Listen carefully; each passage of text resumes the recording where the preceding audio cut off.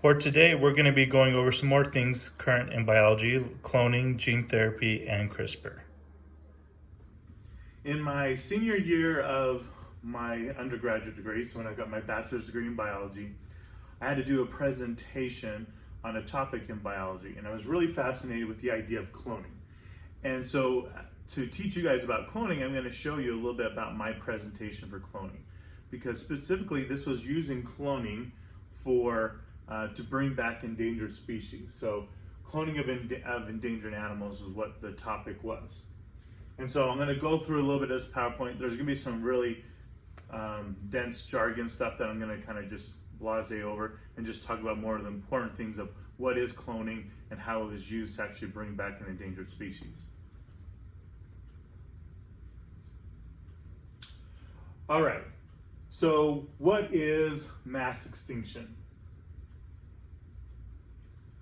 And why do some scientists believe that we are currently in a mass extinction event? And so in our history, we have had multiple mass extinctions. So this is the history of Earth. So we had one in the late Ordovician, the late Devonian, the Permian Triassic, the late Triassic, and the last major one was the late Cretaceous, and that was 65 million years ago, and that's when we wiped out, not we, but the dinosaurs were wiped out from Earth through that mass extinction. Well, we believe, most scientists believe that we're in a mass extinction event right now.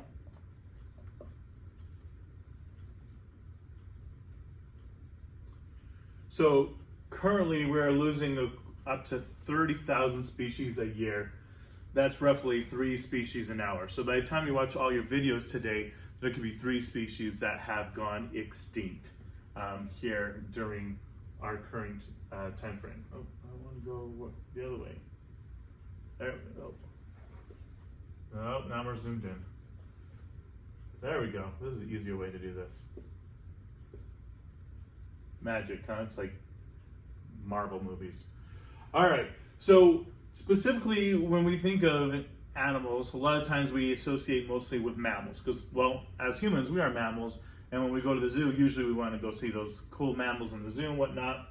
And so roughly 1/5 of all current mammals are threatened with extinction. And at least 76 mammals have become extinct since the 1500s. With 188 mammals that are currently on the list. Now remember, I did this presentation when I was a senior in college, so this was back in like the late 2000s. So these numbers are probably even worse now.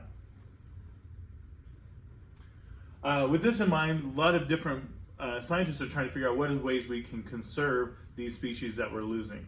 And so there's a lot of conservation projects. You probably always hear about the WWE, so the World Wildlife Foundation, or sorry, WWF, WWE, that's World Wrestling Entertainment, my bad. So the WWF, which is the World Wildlife Foundation, does a lot of great things for conserving some of these species that are about ready to go extinct.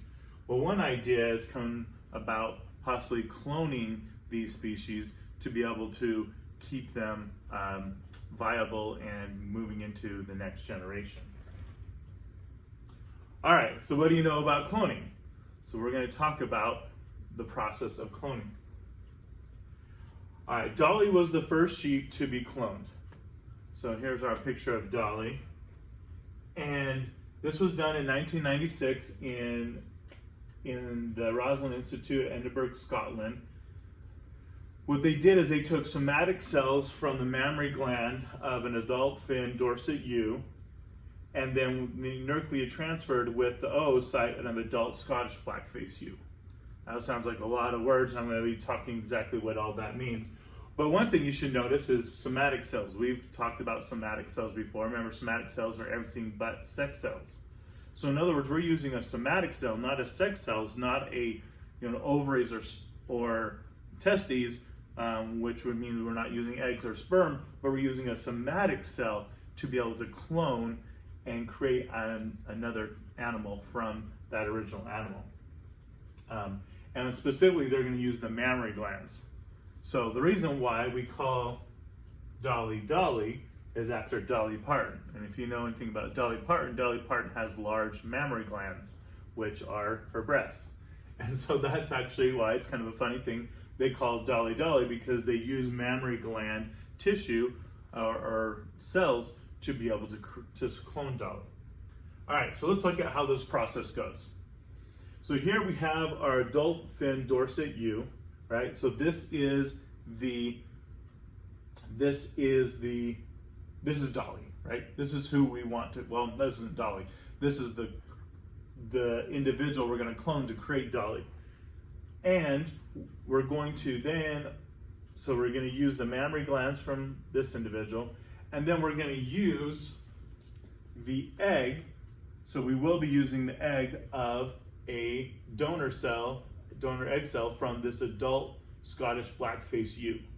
And the reason why they picked this type of sheep and this type of sheep was that they have very physical differences, right? The black-faced ewe looks very much different than adult fin dorsate ewe with the white face. And so they wanted to be able to show that when Dolly was born, that yes, there's a physical difference then. So, because we're gonna end up getting this adult face Scottish ewe pregnant, and we're gonna say, okay, it's not an adult Scottish black-faced ewe, it's actually gonna be this adult fin dorsate ewe. And so once again, took some mammary glands cells from our sheep that we want to clone, and we starve those cells and put them in a petri dish here. And the reason why we starve them is we want to put them in this unique situation where they're going to do the things we want them to do. Anyways, so when you remember this, when we're talking about these are somatic cells. So somatic cells are diploid, right? They have all the type of genetic material that they need to create a sheep, because they have all of it. So they have the set from the mom, the set from the dad, and so these somatic cells have all the genetic material that they need. And what we're going to do is we're going to take an egg cell from our donor black-faced ewe, our black-faced sheep here, and which only has it's haploid, right? So only has half the chromosomes. But instead, we're going to take all of the chromosomes out, right? So we're going to, getting ahead of myself here. So we're going to, with a micropipette, go in and take out all of the genes out of the egg cell from our donor black-faced sheep here. And what that will do will leave us an eggshell. Did you even touch it? Leave us an eggshell with no DNA in it. Because the idea here is we want only the DNA from this fin dorsate ewe that we're trying to clone to be the DNA that creates the fetus and the offspring. So in other words, what we're going to do now is take this enucleated egg cell and combine it with a somatic mammary gland cell that has all of the DNA that it needs. And we're going to use a little bit of electricity, a little Frankenstein motion here, to combine these two cells together so that now the nucleus from our somatic cell will become the nucleus of our egg cell. So kind of almost think of this as fertilization. Think of this as your sperm here and your egg here, but what we're doing instead is the sperm, which is actually our somatic cell, is the only one with the genetic material. So no genetic material is coming from our donor egg cell, our black-faced ewe here, black-faced sheep. So once we combine them, then we're going to do a little bit more electricity, shock it. And the whole idea here is we've got to revert it back to being a undifferentiated cell, right? Because right here, it was the DNA was all packaged up like it's supposed to be a mammary gland cell. Just like when we talked about on our stem cells and how a liver cell is a liver cell because it packages up all the DNA except for the DNA that is needed to be a liver cell. So right now, this is all packaged up to be like a mammary gland cell. So we need to encourage it to unpackage all that and go back to like a stem cell. Or in this sense, it'd be like a zygote when it's first fertilized, when you have the egg and the sperm come together to fertilize to create that zygote. So we're trying to get it back to that initial stage. So when we do cloning, this part right here is one of the hardest parts, to be able to get the cell to revert back. And so they used electricity in the end of having to do this a whole bunch of different types of cells. So this only shows one process, but they did this with multiple egg cells, so they finally got one that reverted back. Then what they saw is it would start to divide, just like we saw with our stem cells when we talked about those. Then it gets to an embryo, or that blastocyst that we also talked about, and they take that blastocyst and they implant it into our surrogate mother, which once again is that black-faced sheep. And then, as long as this blastocyst implants and starts to grow in the uterine wall of the black-faced sheep, which it did happen, and now your Dolly came about from that. Dolly was born. You're able to see this is a very physical difference between the mother here, which just the mother because it carried the baby, not anything genetically, but you can see it looks exactly like our thin Dorset sheep.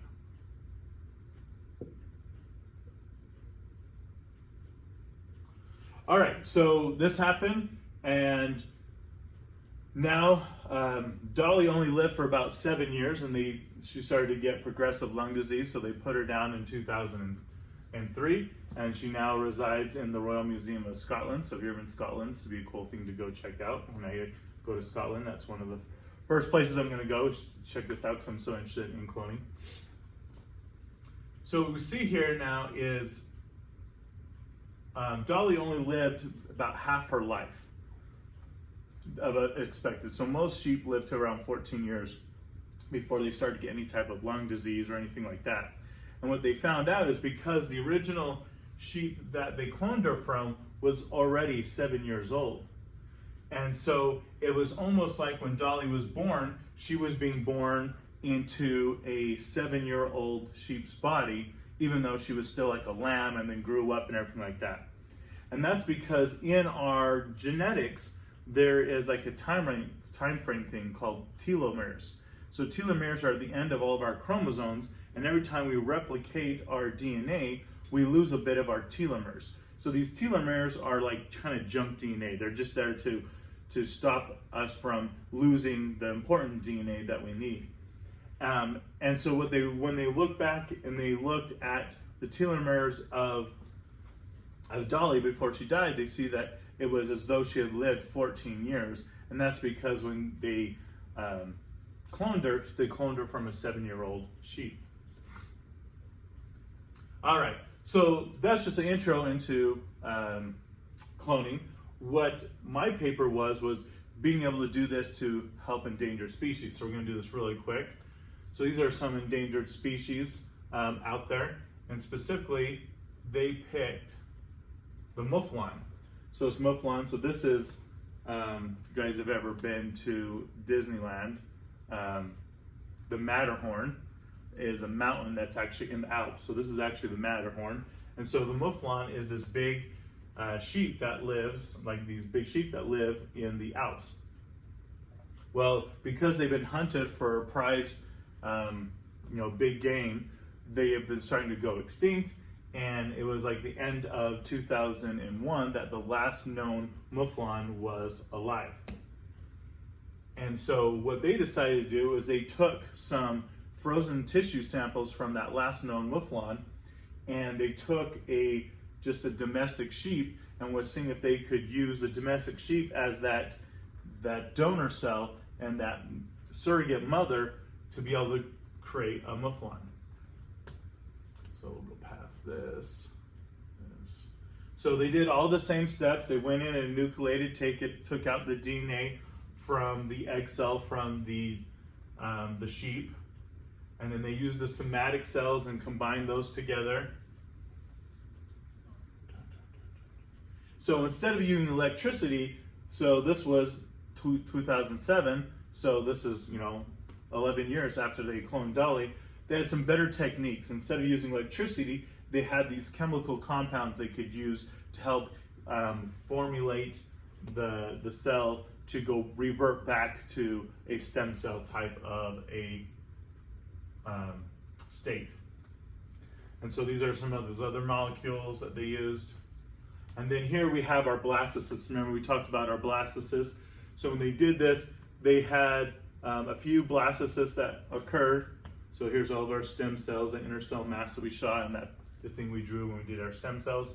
So they took those blastocysts, there was like 3 or 4 of them, and they impregnated. So there's a blastocyst is a digital picture of it being impregnated into the surrogate mother, so attaching to the uterine wall. After 35 days, 2 of the ewes were shown to be pregnant, so they did this with multiple sheep. And after 155 days, we had our first, in a sense, resurrected species with this mouflon. And so this is our first cloned species of a species that had gone extinct. And this is just some genetic markers to show that this is actually what happened. And so that's kind of cloning and what cloning can be done. So this was all, like I said, done in 2007. I made this presentation in 2009. Since then, they've cloned other animals that have either gone extinct or are about to go extinct. And this is one way that we can maintain these species without having to worry about them fully going extinct, especially with our efforts still not doing as well to conserve these species by conserving their natural habitat or stopping people from killing them. Now, there's a really cool thing that's going on right now. So most of the species that have been revived, that have been extinct, all been extinct within the last 1 or 2 decades, so the last 10 to 20 years. So there's a big project right now to try to bring back animals that have been extinct over 100,000 years, and specifically the mammoth. And I'm going to bring up some cool things about the mammoth here. If we wanted to actually clone a mammoth, what would we need, right? So if we go back to Dolly, we needed some type of somatic tissue. And we could take that somatic tissue from a mammoth, implant it into either an African or Asian elephant, and then be able to hopefully have a cloned mammoth, right? So the big problem is, how do we get that tissue from a mammoth? Well, over the last decade, so starting in 2011, there's been actually teams from Japan and from South Korea that are working with Russian universities to go and find frozen samples of mammoths and mammoth tissue. And in 2011, they found one of a young mammoth that was very well preserved. And they've been working with that tissue. And I was just reading an article today talking about how they were able to get some of those tissues to make sure that the genes and stuff like that that are found in the cells of those tissues are actually still viable. And so then the process is, how do we then take those those genes, combine it with the egg cell of, like I say, an African or Asian elephant, and doing it this way. So that's one way in which one group, so that's the Japanese group that's doing it that way. Another group is kind of looking at it in a different way. It's called reverse evolution or reverse engineering. And the idea is, all right, we know that mammoths are actually the ancestral animals to Asian elephant. So what if we took the Asian elephant DNA and brought back all the mutations that happened to create the Asian elephant and brought it back to what the mammoth was like? And so there's a group out of Korea that is trying to do that. And they're using genetic techniques. So because we have frozen tissue and samples of DNA from the mammoth, we know what are the major differences between the genetic differences between a mammoth and like an Asian elephant. And so being able to go in there and re-engineer and being able to bring back the mammoth that way. So that wouldn't be a complete cloning of the mammoth, but it'd be really close, and it'd be very interesting because that would allow us to do a lot of great things, or interesting things, I should say, when it comes to cloning past species of animals as well, because we all know all those extinct species, either especially way far extinct species, have current ancestors that are alive today and being able to reverse engineer them. It's kind of like taking a chicken and being able to reverse engineer it into a dinosaur, right? Something that's a lot far-fetched, because those are, you know, millions and millions of years, where the difference between an Asian elephant and a mammoth is only something like 100,000 years. But those same type of concepts could be there, and you could end up working it, especially on these more recent extinct animals, than looking at older extinct animals. Now you're probably wondering, what the heck are we going to do if we end up cloning a mammoth? Where would we put him? Well, it seems like this answer's already been given, because in the early 1980s, a guy in Europe created this place called Pleistocene Park. All right, so this is actually the website for Pleistocene Park. So this is in Russia. So it's just pleistocenepark.ru if you want to go to this website. But what he did is he bought this land, all this area here in this very remote tundra part of Russia. And what you notice is, when you think of like African elephants or Asian elephants and the habitat they live in, you don't really see them living in habitat with a lot of trees. And the reason for that is African and Asian elephants, they'll tend to push down trees. And what that does is it allows grasslands to grow, and grasslands has a larger biodiversity and allows for more animals to live in a geographic area. So if you think of like the savanna, right? Think of where the savanna, all the different types of animals that live on the savanna, and the savanna is this big open grassland area, right? And the elephants and the rhinos, these larger animals, are the ones that keep it kind of like a big grassland area, because they constantly keep the trees from encroaching in on that. And so what he decided to do was, hey, what if I were to go through with a bulldozer and act like I'm a mammoth or an elephant, or whatever you want to call, and start taking down all these trees and allowing the grasslands to grow. And so he did that. And what he's noticed as he's done that is that he's had a greater diversity of animals that have started to move in and live in this area. So right now, these are all of the major big animals that now live in this area that weren't there before. So we have the bison, we've got some yaks, we got horses, we got muskox, moose. All of these animals either weren't living there before, or they had really small populations. But once he started creating those grasslands, that then allowed for these animals to have a better opportunity to live there, because there was more food available for them. And then guess what happens? Then you get larger predators that are going to come back as well. And so it creates this big, huge diversity, biodiversity. And so if we did clone mammoths, this would be a great place to be able to put these mammoths. We already have this park and everything already set up for them. It's kind of like a modern day Jurassic Park. It's pretty cool. All right, so that's our information and our kind of a talk about cloning. When I was in college in the 2000s, I was obsessed with this idea of something called gene therapy. And gene therapy is this idea of using viruses, and specifically retroviruses,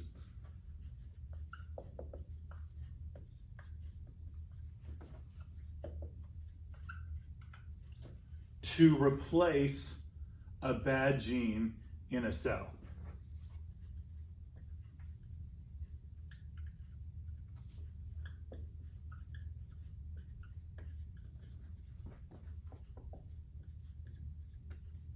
So remember, we looked at our retroviruses when we talked about viruses on the last video.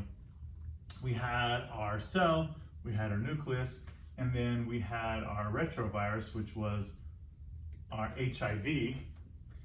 And inside of that HIV, it had its genetic material. And when it entered into the cell, its genetic material was able to be reproduced and put back into the cell the genome of that cell. Well, the idea is there's other retroviruses out there. There's some that are called lentoviruses, and they're not infectious like HIV, so we wouldn't want to use HIV for this because that'd be really bad. But we could use another type of retrovirus that doesn't cause any type of disease, it's not pathogenic in any way, and you could engineer it so that what it would do is, since we've been talking a lot about sickle cell anemia, so we know that sickle cell anemia is that you have that one bad gene for hemoglobin, which causes sickle cell anemia. There's that one mutation, that point mutation. Well, what you could do maybe is engineer a virus so that it infects the cell. It then implements, you change the genome here, instead of being the virus genome, you have it the gene for the good gene for hemoglobin, and it could go in and replace the bad gene or just add in the good gene for hemoglobin, and now your red blood cells could then be regular red blood cells instead of sickle cell anemia. And so when I was an undergrad, I did a research project on gene therapy in different areas. So we talked about the sickle cell stuff, but what I was looking at is with Parkinson's disease. So Parkinson's disease is a neuro disease. It's because there's a gene inside your brain that kind of affects your neurology, and you're kind of like shaking and all that kind of stuff. And so we looked at this. I was working with a partner. We looked at all the different ways in which you could engineer a virus with the good gene to replace the bad gene and to create it so that people wouldn't have Parkinson's disease. And there was a lot of really good papers and research projects about it. But then the more and more we looked in it, we got a little bit scared, because we saw that with viruses, because they mutate and because they are have a fast evolutionary process, because they produce really quickly, there was a high chance that maybe you could mutate that virus, and all of a sudden you don't really want to be messing with neural tissue. And the idea that me and my partner came about when we were working on this paper together was that this is actually the best way to create zombies, and we don't want to do this. And that's one thing that I thought of, was like, I would never want to use gene therapy for our neural tissue. So I then started using it, or thinking about it, using it in the idea of gene therapy for HIV. So we talked about on our last video that you had that CCR5 mutation gene, that if it's replaced, it then makes it so that someone that is infected with HIV would not actually be infected with it on the host cell, and the immune system would take care of all the rest of it. And so there was actually a study that was done on this in the early teens, so I think it was like 2011 or 2012, through UCLA, where they did this. They took out some of the bone marrow of an individual who was HIV positive, and they used gene therapy to replace the good gene with the original gene with a mutated gene, so that it would have that truncated CCR5 receptor, and then they put that back into that individual. And what they saw is that individual, for about, so it was multiple individuals they did this, so between 9 to 18 months, they would be HIV negative. But because some of the HIV was still stored in the nucleus of other host cells, eventually it would come back. But this was actually pretty promising to be able to say, yes, we can go through this process of taking, redoing a gene so that you don't have to worry about that. Now, one of the greatest things that's happened in the past 5 years, so around 2015, 2016, was the discovery of something called CRISPR-Cas9.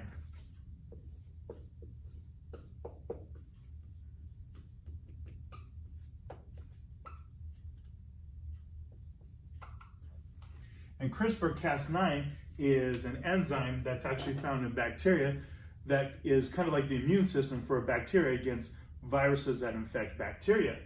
And what scientists were able to figure out is that you could use CRISPR-Cas9 to do gene editing. So just kind of like what we were doing with gene therapy, but instead of using viruses, you could use this enzyme, which isn't going to replicate and cause deleterious effects down the line, like creating zombies or something like that, because you're not using a virus. And so this was a great step. And you're gonna, if you haven't heard about CRISPR-9 now, so we're gonna be watching a video that explains it all here in a second. But if you haven't heard of CRISPR Cas9 now, CRISPR is kind of the future of molecular genetics and going to be pretty much the future of a lot of the things that we do because of how easy it is to do and how safe it is compared to doing something like gene therapy. From the smallest single-celled organism to the largest creatures on Earth, every living thing is defined by its genes. The DNA contained in our genes acts like an instruction manual for our cells. 4 building blocks called bases are strung together in precise sequences, which tell the cell how to behave and form the basis for our every trait.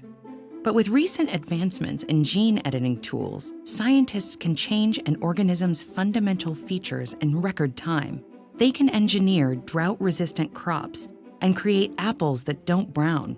They might even prevent the spread of infectious outbreaks and develop cures for genetic diseases. CRISPR is the fastest, easiest, and cheapest of the gene editing tools responsible for this new wave of science. But where did this medical marvel come from? How does it work? And what can it do?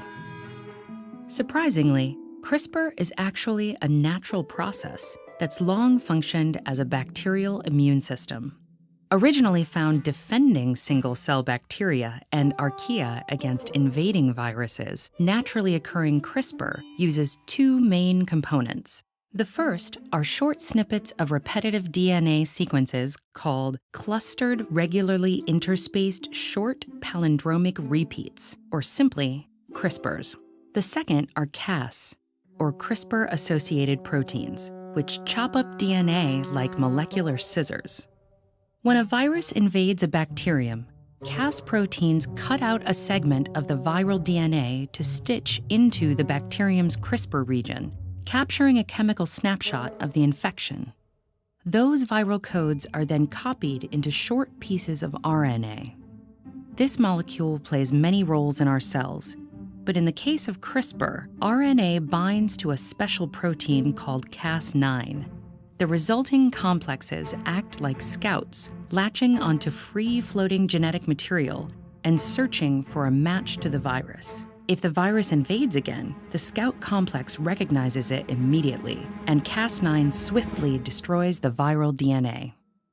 Lots of bacteria have this type of defense mechanism, but in 2012, scientists figured out how to hijack CRISPR to target not just viral DNA, but any DNA in almost any organism. With the right tools, this viral immune system becomes a precise gene editing tool, which can alter DNA and change specific genes almost as easily as fixing a typo. Here's how it works in the lab. Scientists design a guide RNA to match the gene they want to edit and attach it to Cas9. Like the viral RNA in the CRISPR immune system, the guide RNA directs Cas9 to the target gene, and the protein's molecular scissors snip the DNA. This is the key to CRISPR's power. Just by injecting Cas9 bound to a short piece of custom guide RNA, scientists can edit practically any gene in the genome. Once the DNA is cut, the cell will try to repair it. Typically, proteins called nucleases trim the broken ends and join them back together. But this type of repair process, called non-homologous end joining, is prone to mistakes and can lead to extra or missing bases. The resulting gene is often unusable and turned off. However, if scientists add a separate sequence of template DNA to their CRISPR cocktail, cellular proteins can perform a different DNA repair process called homology-directed repair.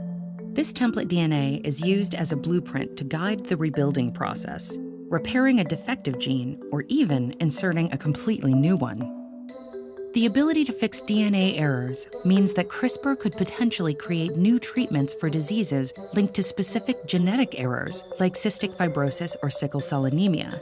And since it's not limited to humans, the applications are almost endless. CRISPR could create plants that yield larger fruit, mosquitoes that can't transmit malaria, or even reprogram drug-resistant cancer cells. It's also a powerful tool for studying the genome, allowing scientists to watch what happens when genes are turned off or changed within an organism. CRISPR isn't perfect yet. It doesn't always make just the intended changes. And since it's difficult to predict the long-term implications of a CRISPR edit, this technology raises big ethical questions. It's up to us to decide the best course forward as CRISPR leaves single-celled organisms behind and heads into labs, farms, hospitals, and organisms around the world.